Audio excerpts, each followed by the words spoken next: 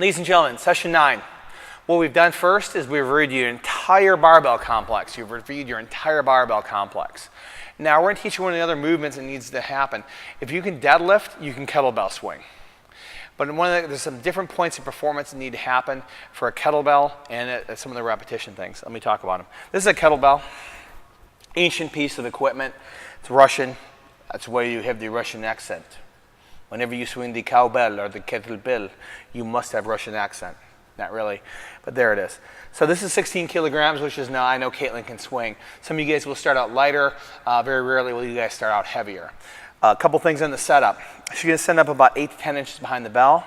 Her feet about squat width apart, somewhere in there, somewhere in there. She's going to push her hips back like she's going to deadlift. She's going to reach over for the bell. What I'm looking for is a neutral spine, this flat back position. What she's going to do, hold on a second, don't do it yet, stay there. She's going to hike it back all the way to her bum, and then she's going to stand up really hard and fast, driving her knees back. This is the execution of a kettlebell swing. It's going to come up to eye level. This is a Russian swing, and this is typically what we want to do. So there's some issues with going overhead. We don't do that unless we absolutely have to. So sit back into your heels and hike it back and swing about 5 times. So she's going to drive her knees back, pop, and pop.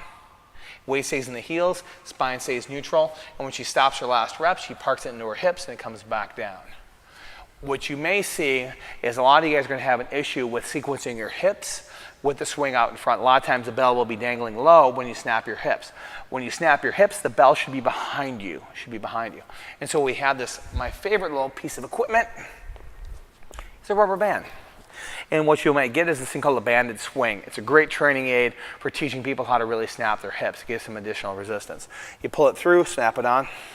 Now she's going to put it underneath the arches of her feet. Oh, it's beautiful. Now all the same mechanics, but as you snap the bell, you have to really, really accelerate it. Go ahead and give me a set of 5, please. And it loads your hip a little bit more effectively, and same thing happens. Drive those knees back hard and stand back up. So during session 9, what you're going to do is we're going to review all of your barbell complex: deadlift, hang power clean, press, push jerk, back squat, overhead squat, hang power snatch. You'll have reviewed all those, and then you'll be taught this.